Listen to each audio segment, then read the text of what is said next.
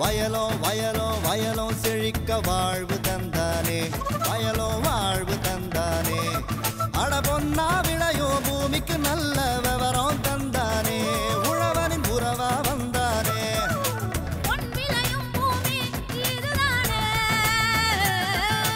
வயலோ வயலோ வயலோ செழிக்க வாழ்வு தந்தானே, வயலோ வாழ்வு தந்தானே. அட பொன்னா விளையோ பூமிக்கு நல்ல விவரம் தந்தானே, உழவனின் உறவா வந்தானே. தந்தன தந்தன தன தந்தானே, மண்வள பொங்கிட துணை வந்தானே. தந்தன தந்தன தன தந்தானே, மண்வள பொங்கிட துணை வந்தானே. மாத்தி யோசிச்சேங்க. தர்மபுரி மாவட்டம் ஹரூர் வட்டம் தாதரவலசை பகுதி வேளாண் உற்பத்தியாளர் வி சிவராஜன் அவர்கள் தாதரவலசையின் இயற்கை எழில் சூழப்பெற்ற இப்பகுதியில் சொட்டு நீர் பாசன மேலாண்மையை கடைபிடித்து சுமார் 8 ஏக்கர் நிலத்தில் மானியம் மூலம் மரவள்ளி சாகுபடி செய்து வருகிறார். அதனை பற்றி கூற கேட்டபோது,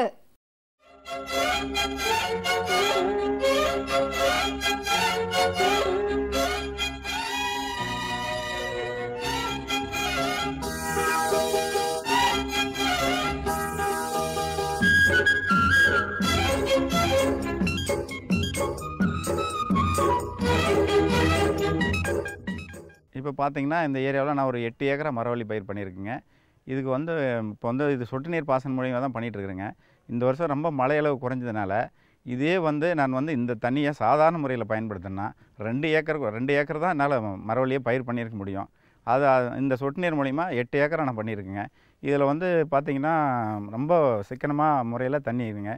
இதை வந்து நான் ஏற்கனவே வந்து போன வருஷம் மஞ்சளுக்காக நான் வந்து இதை மற்றும் சொட்டு நீர் மூலமாக மஞ்சளில் பயிரிட்டுங்க. சாதாரண முறையில் நாங்கள் வந்து ஏக்கராவுக்கு 25 குவிண்டால் தான் எடுப்போங்க. ஆனால் சொட்டு நீர் மூலிமா எங்களுக்கு 30 குவிண்டால் ஈல்டு கிடச்சிதுங்க. அது அப்போது அந்த வருஷமும் பார்த்திங்கன்னா ஒரு ஏக்கர் தான் நான் என்னால் மஞ்சள் போட முடியும். அப்படிங்கும்போது ஒரு 4 ஏக்கர் மஞ்சள் வந்து என்னால் இந்த சொட்டு நீரில் போட்டு எனக்கு அதில் நல்ல வருமானம் கிடச்சிதுங்க.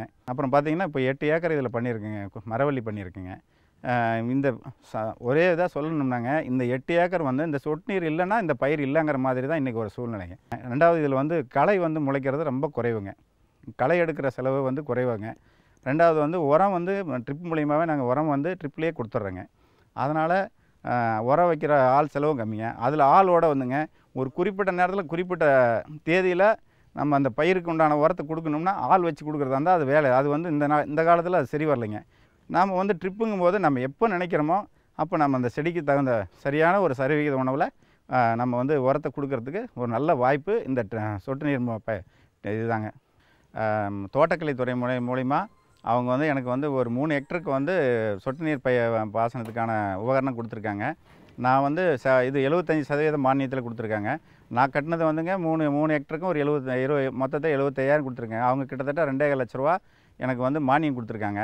இதனால் அவங்க வந்து ஆரம்பத்தில் வந்து இந்த மாதிரி ஒரு சூழ்நிலை இருக்குதுன்னு சொல்லிவிட்டு நாங்கள் அவங்க அந்த தோட்டக்கலைத்துறை அதிகாரிகளை அணுகும்போது அவங்க வந்து என்னுடைய தோட்டத்தையும் கிணறையும் வந்து பரிசோதிப்பாரு. நீங்கள் வந்து ஆவணங்கள் வந்து ரெடி பண்ணி கொடுங்க, நாங்கள் உடனே உங்களுக்கு வந்து சொட்டு நீருக்கான உபகரணத்தெல்லாம் உடனே கொடுக்குறேன்னு சொல்லிவிட்டு ஆவணம் ரெடி பண்ணி எனக்கு ஒரு 15 நாளே அவங்க வந்து எங்களுக்கு மெட்டீரியல் என்னவோ அதை கொண்டு போய் கொடுத்து நாங்கள் போட்டு இப்போ 2 வருஷமாக இதில் நாங்கள் பயனடைஞ்சிட்டு இருக்கிறேங்க. இது ஒரு பெரிய அதாவது வந்துங்க இந்த மாதிரி எல்லா விவசாயிகளும் தண்ணி ரொம்ப குறைவாக இருக்கிறவங்களும் ஒரு நல்ல ஒரு அதிகமான ஒரு விவசாயம் பண்ணணும் அப்படின்னு நினச்சா இந்த சொட்டு நீர் முறையை எல்லாருமே பயன்படுத்தலாங்க. இதில் வந்து ரொம்ப சௌகரியம் அப்படின்னு நான் தெரிவிச்சுக்கிறேங்க. மேலும் விவரம் பெற வி சிவராஜன் அவர்களை 09443472395 என்ற கைபேசி எண்ணுடன் தொடர்பு கொள்க. இனி வருவது வேளாண் ஆலோசனை நேரம்.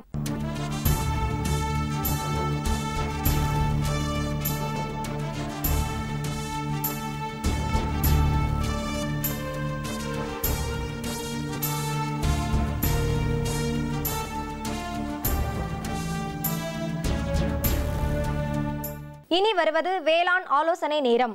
இன்றைய வேளாண் ஆலோசனை நேரத்தில் தென் மாவட்டங்களில் செம்மறியாட்டு பண்ணை தொழில் முனைவோருக்கான அறிவியல் ஆலோசனைகளை விவரிக்கின்றார் திருநெல்வேலி கால்நடை மருத்துவ கல்லூரி மற்றும் ஆராய்ச்சி நிலையத்தின் முதல்வர் டாக்டர் சே பிரதாபன் அவர்கள். தென் மாவட்டங்களில் செம்மறியாட்டு பண்ணை தொழில் முனைவோருக்கான அறிவியல் ஆலோசனைகளை குறித்து பார்க்கலாம். கிராம பொருளாதாரத்தில் செம்மறியாடுகளின் பங்கு மிக முக்கியமான ஒன்று. செம்மறியாடு வளர்ப்பவங்க பார்த்திங்கன்னா பொதுவாக அவங்களுடைய பரம்பரையாக ஆடு வளர்ப்பதில் உள்ள அறிவை கொண்டு அதை வளர்த்து வராங்க. அவங்க நவீன உத்திகளையும் அதில் பயன்படுத்தி அந்த ஆட்டுப்பண்ணையை நடத்தினாங்கன்னா அதிக அளவு லாபம் பெறலாம். 2007 வருஷத்தினுடைய கணக்குப்படி தமிழ்நாட்டில் 80 லட்சத்திற்கும் அதிகமான செம்மறியாடுகள் இருந்ததாக கணக்கிடப்பட்டுள்ளது. இதில் பார்த்திங்கன்னா தமிழகத்திலேயே அதிக அளவு திருநெல்வேலி மாவட்டத்தில் 12 லட்சத்துக்கும் மேலான ஆடுகள் திருநெல்வேலி மாவட்டத்திலும், அதுக்கு அடுத்ததாக புதுக்கோட்டை மாவட்டத்திலும், மூன்றாவதாக ஈரோடு மாவட்டத்திலும் அதிக அளவில் செம்மறியாடுகள் இருப்பதாக கணக்கிடப்பட்டிருக்கிறது. செம்மறியாடுகள் அந்த இடத்தில் உள்ள தட்பவெட்ப நிலைக்கு ஏற்ப அனுசரித்து வளரக்கூடிய ஒன்று. செம்மறியாடுகள் மேய்ச்சல் போகும்போதும் பார்த்திங்கன்னா தரையில் உள்ள புற்களை கூட மேயக்கூடிய தன்மையுடையது. வெள்ளாடுகளை போல் செடி இலைகளுக்கு அதிகமாக உண்ணாமல் தரையோடு உள்ள புற்களை மேயும் தன்மை கொண்டது. தென் தமிழகத்தில் உள்ள சிறப்பான செம்மறியாடு இனங்கள் ராமநாதபுரம் வெள்ளை, வெம்பூர் மற்றும் கீழக்கரிசல் ஆடுகளாகும். இது அந்த பகுதிகளிலே பல ஆண்டுகளாக வளர்க்கப்பட்டு தரம் உயர்த்தப்பட்டு உள்ள நல்ல ஆட்டினங்களாக வளர்க்கப்பட்டு வருகிறது. தென் மாவட்டத்தை பொறுத்த வரைக்கும் இந்த ஆட்டின கிடாக்களுக்கு திருவிழா காலங்களில் அதிகமான தேவை இருக்கிறது. இதனால் இந்த கிடாக்கள் இந்த சமயத்தில் பார்த்திங்கன்னா பண்டிகை சமயங்கள்லையும் திருவிழா சமயங்களிலும் அதிக விலைக்கு விற்பனை செய்யப்படுகின்றன. அழிந்து வரக்கூடிய செம்மறியாட்டினங்களை பாதுகாக்க தமிழ்நாடு கால்நடை மருத்துவ அறிவியல் பல்கலைக்கழகத்தின் முயற்சினாலும் தேசிய கால்நடை மரபுவள அமைப்பின் நிதி பங்களிப்பினாலும் கீழக்கரிசல் செம்மறியாட்டை வளர்க்கும் ஒரு திட்டம் திருநெல்வேலி கால்நடை மருத்துவக் கல்லூரியில் செயல்பட்டு வருது. இந்த திட்டம் 2006 முதல் செயல்பட்டு வருது.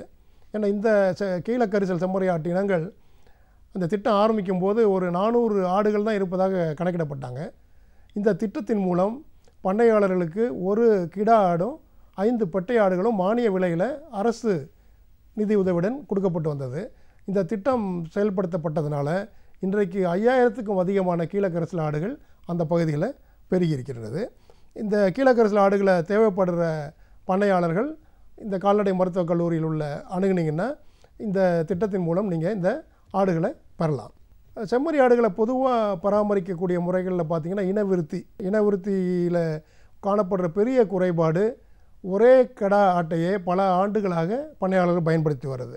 இதனால் ஒரு கிடாவையே மீண்டும் இனவிருத்திக்கு உற்பத்தி வந்தீங்கன்னா அதில் உள் இனச்சேர்க்கை அதிகமாகி அந்த கிடாவில் உள்ள குறைபாடுகள் அதிக அளவில் பிரதிபலிக்கப்படுகிறது. அதனால் கிடா ஆட்டுகளை மாற்ற வேண்டும். ஒரு 2 அல்லது 3 ஆண்டுகளுக்கு ஒரு முறை தரமுள்ள கடாக்களை பண்ணைக்கு தெரிவித்து அதன் மூலம் பெறக்கூடிய குட்டிகள் அதிக தரத்தோடு இருக்கும். இந்த கிடாக்களை நீங்கள் கால்நடை பண்ணைகள்லையோ அல்லது கால்நடை மருத்துவக் கல்லூரியை சார்ந்துள்ள பண்ணைகள்லையோ நீங்கள் பெற்றுக்கொள்ளலாம்.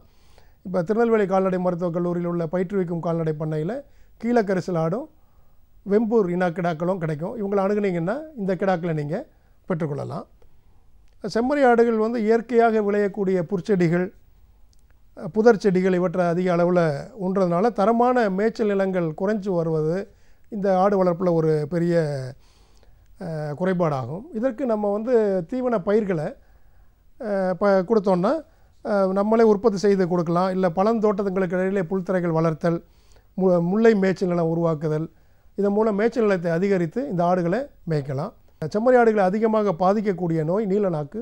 இந்த நீலநாக்கு நோய் தடுப்பூசி தமிழ்நாடு கால்நடை மருத்துவ அறிவியல் பல்கலைக்கழகத்தால் தயாரிக்கப்பட்டு விநியோகிக்கப்படுகிறது. இதை பல்கலைக்கழகத்தின் கிளைகள் ஒவ்வொரு மாவட்டத்தில் உள்ள பயிற்சி மையங்கள் மூலமாகவோ அல்லது அருகில் உள்ள கால்நடை மனையில் உள்ள மருத்துவர் மூலமாகவோ நீங்கள் இந்த ஊசிகளை பெற்றுக்கொள்ளலாம். இந்த ஊசிகளை முறையாக போடுவதன் மூலமாக இந்த நோயை நம்ம தடுத்துடலாம். செம்மறி ஆடுகளை விற்பனை செய்யும்போது அதிகமாக வெள்ளாடுகளை போலவே செம்மறி ஆடுகளும் இடைத்தரைகள் மூலமாக தான் விற்பனை செய்கிறாங்க.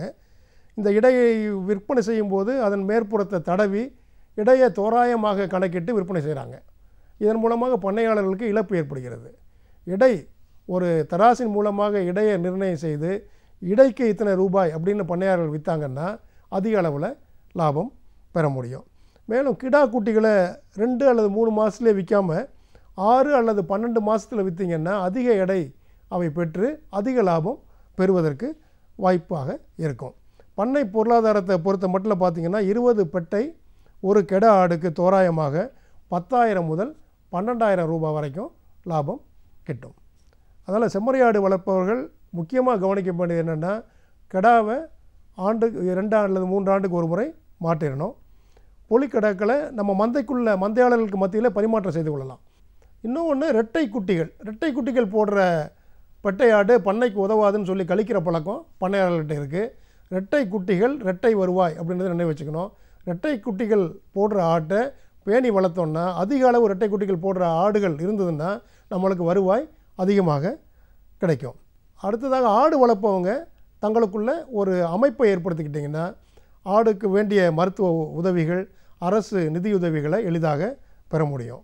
ஆடுகளுக்கு காப்பீடு செய்துக்கிட்டோம் அப்படின்னா எதிர்பாராத விதமாக நோய் தாக்குச்சுன்னா அதில் உள்ள இழப்பிலிருந்து நம்ம மீளுவதற்கு வசதியாக இருக்கும். இந்த ஆலோசனைகளை பின்பற்றி நம்ம ஆடுகளை வளர்த்தோம் அப்படின்னா, செம்மறி ஆடுகளை, அதிக லாபம் பெறலாம். மேலும் அதிக அளவு ஆலோசனை பெறணுன்னா நீங்கள் தமிழ்நாடு கால்நடை மருத்துவ அறிவியல் பல்கலைக்கழகத்தையோ அந்த பல்கலைக்கழகத்தின் கீழ் உள்ள 4 கல்லூரிகளையோ, நாமக்கல், ஒரத்தநாடு, திருநெல்வேலியில் உள்ள கல்லூரிகளையோ அல்லது ஒவ்வொரு மாவட்டத்தில் உள்ள கால்நடை மருத்துவ பல்கலைக்கழகத்தின் பயிற்சி மையங்களையோ நீங்கள் அணுகுனீங்கன்னா உங்களுக்கு முறையான ஆலோசனைகள் அளிக்கப்படும். மேலும் விவரம் பெற டாக்டர் பிரதாபன் அவர்களை 09318103014 என்ற எண்ணுடன் தொடர்பு கொள்க.